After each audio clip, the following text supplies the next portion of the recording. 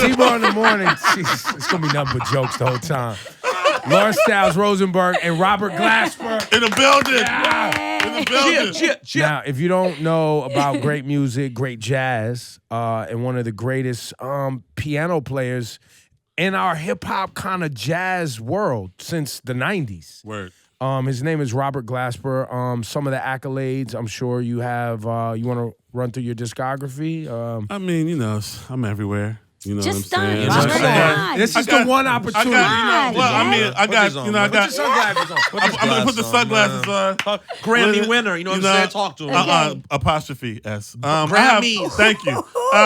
You know, in my humble, modest way, 9 nominations, 2 Grammys.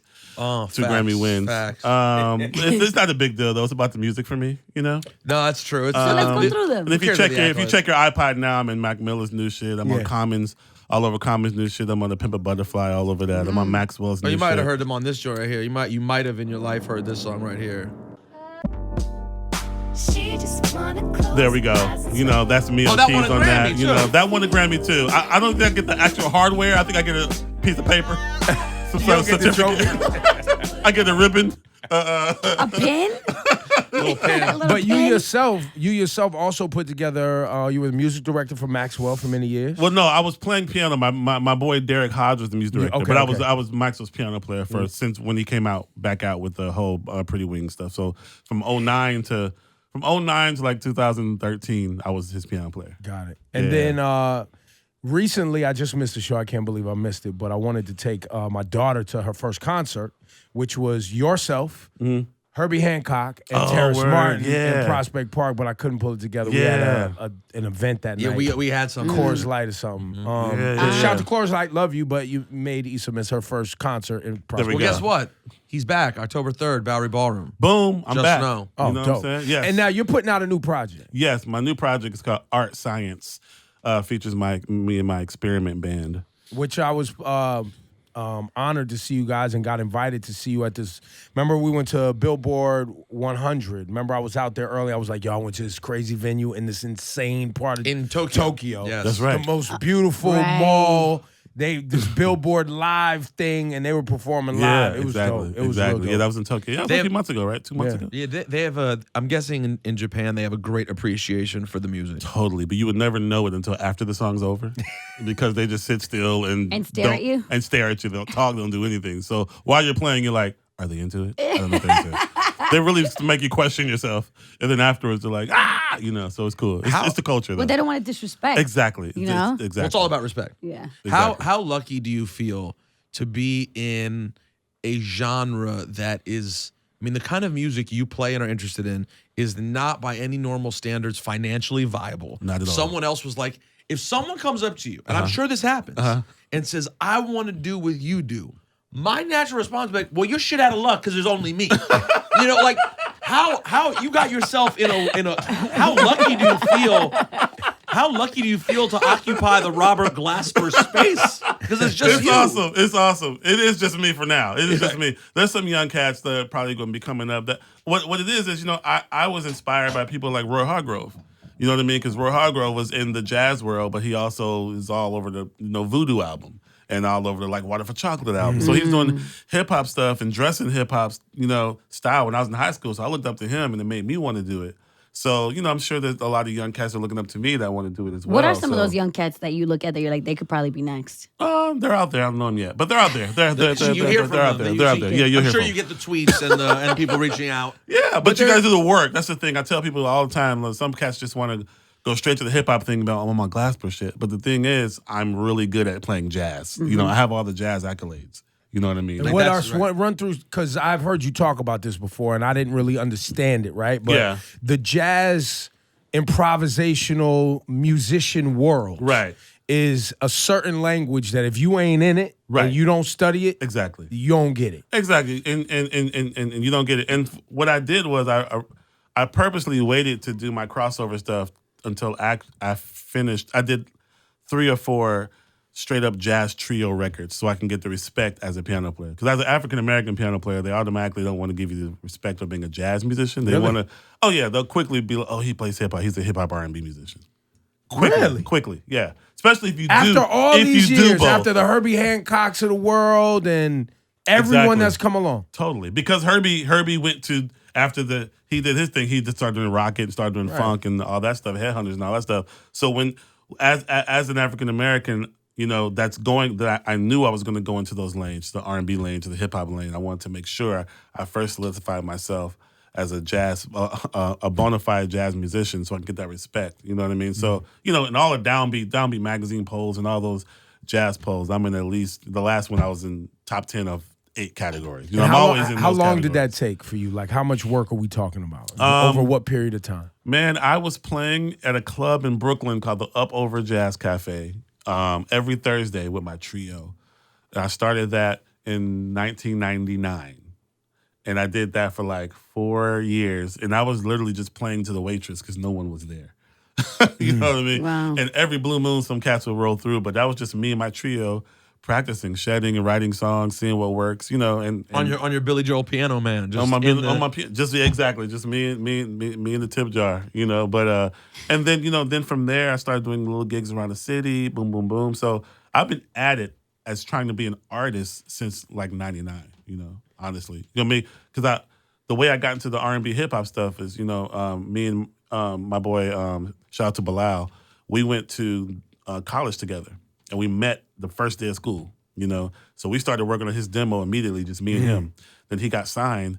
I was his music director, and we were on the road in, '99. We were on the road opening up for Common, opening up for Erica, stuff like that. So I was in that world, that was during the whole neo soul movement rising, so that's how I met everybody. That's how I met Questlove, and then he started getting me to play with the Roots. I played with the Roots a lot. He used to come and play with the Roots a lot, and playing with Bilal and doing, just being in that mix. So it was that mix, and then the mix of college, being in college, and then playing with jazz cats like Russell Malone and Mark Whitfield and Christian McBride, and Roy Hargrove, and that gave me that,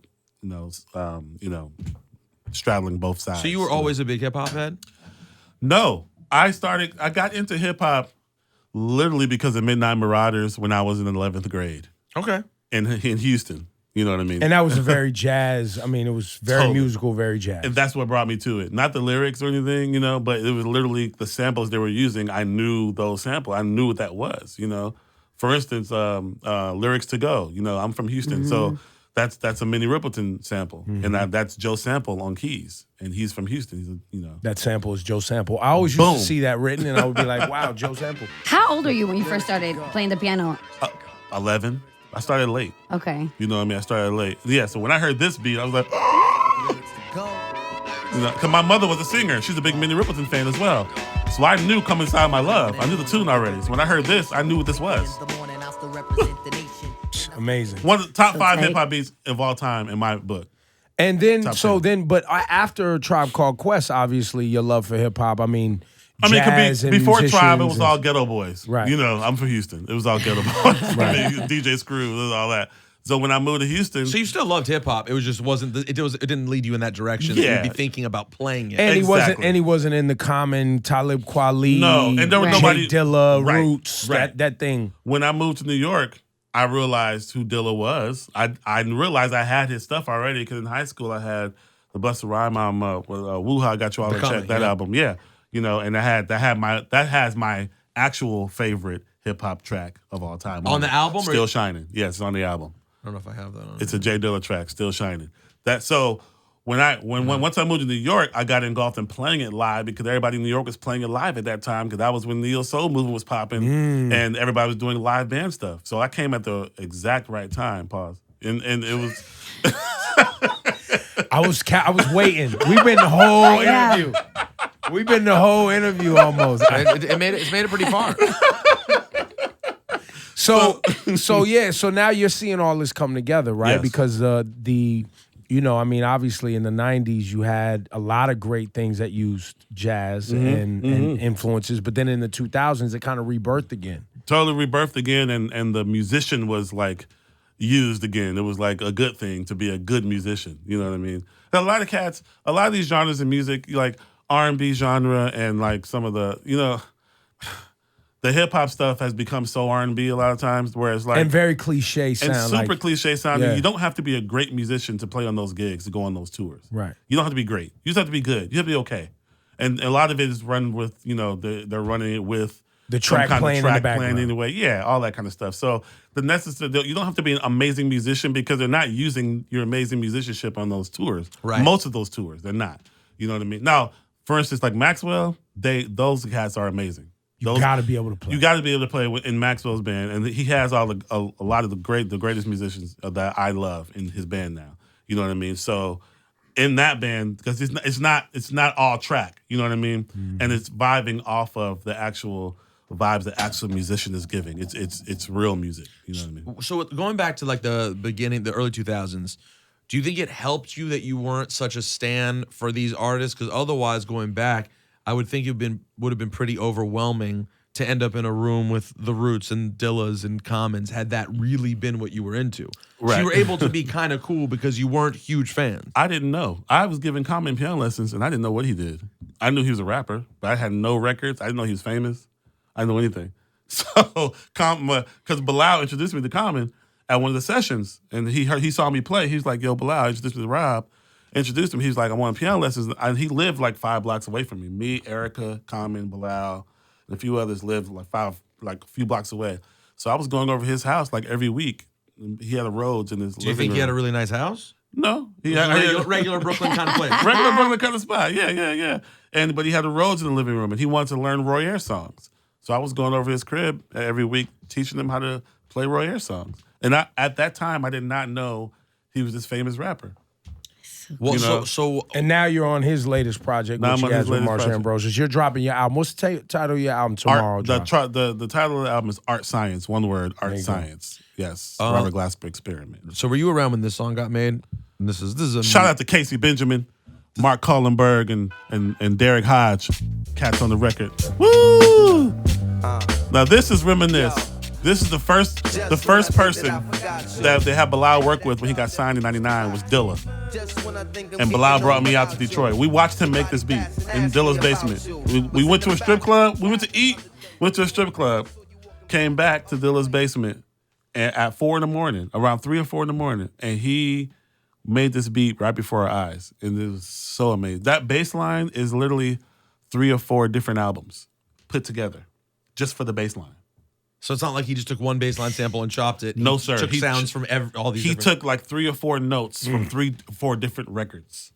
And hang on right there. There's a big debate in hip hop too. Okay. There are people who think J Dilla is overstated his greatness. Really? Yeah, that's a thing I've seen, right? In the producer debate, right? Okay. And you've been in some of these conversations. No. The way I described it is there are those of us who were down with, who are Dilla fans forever and were obsessed with him forever. Right. And then there are people who blew him up after he passed away. Of course, that's what everybody And so does. when that happened, there was a response to that, like he's the guy who did The Light, and but whatever. They didn't know the whole thing. Like they hadn't been watching it. So I do think there's a debate, but that's why it's so consistent among those who know. But that statement right there. It's not a debate if you're debating with people who don't know.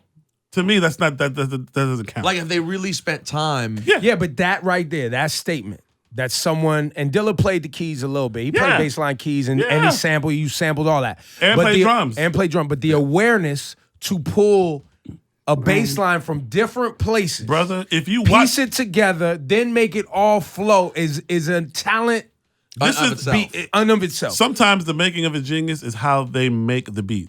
If you hear the final thing, sometimes you want to be like, oh, the beat's cool, but he ain't no genius because of the beat. But if you know the process of how they made the beat, that's where the genius lies in. You know what I mean? Right. So what happens is this fool Dilla walked to the studio and said, Bilal, if I put these bass lines together, put the record on, was like, those 4 notes, took the record off, found another record.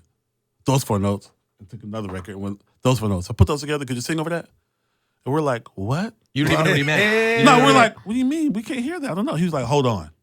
And put the shit together. How long did it take him to actually start chopping? Literally that whole chop, what you hear, took about 30 minutes at most. Damn. Including the piano line. Bling, bling, bling. Like he laid the drums, and then he found the bass line first. Then he put the drums, and then he did the piano line. He walked around. He had like 1 million records in his basement. He literally walked around, going woo, woo. Walked around and just pulled out one record. Now, does he have it playing? Like, does he have the pieces that are in place playing while he's walking around? Yes. So he's listening to it and he's hearing what he wants to add. And then he pulled out this one record. Oh my Jesus! And I know the record. I'm not gonna say it. I'm not gonna say it right now. He pulled it out. And he found, and I mean, the way he found it was just like, and he found the gate, bling, bling, bling. I think I fell on the ground. I just fell on the ground when he found it. I was like, And for the people watching, listening right now, the reason he won't tell you the record is because in producer-musician circles, the search for music and records is a part of the process, and real people won't tell you because that's your job to go find it. It's like a magic trick. You know what I'm saying? You don't tell the magic trick. I just can't believe you got the whole Dilla experience, went to the strip club, too. Oh, man, totally. Like that's for a lot of people don't understand, like, that's what Dilla was. I mean, he was a beat maker, and he'd go to strip clubs. That's basically it. That was the Dilla experience. We ate Mongolian barbecue every day and went to the strip club. That was his barbecue that he had? Mongolian barbecue? Yeah, and then what we would do is he would make beats, you know, because all we listen to is his beats in the car. And when you ride with Dilla, you listen to his beats. Stuff like this. Hold on real quick. Stuff like this. Just like, because I got, hold on, Jay Live Japan. Let me go like, because again, if you're a real Dilla head, you have just random beat CDs like this. We all have. Exactly.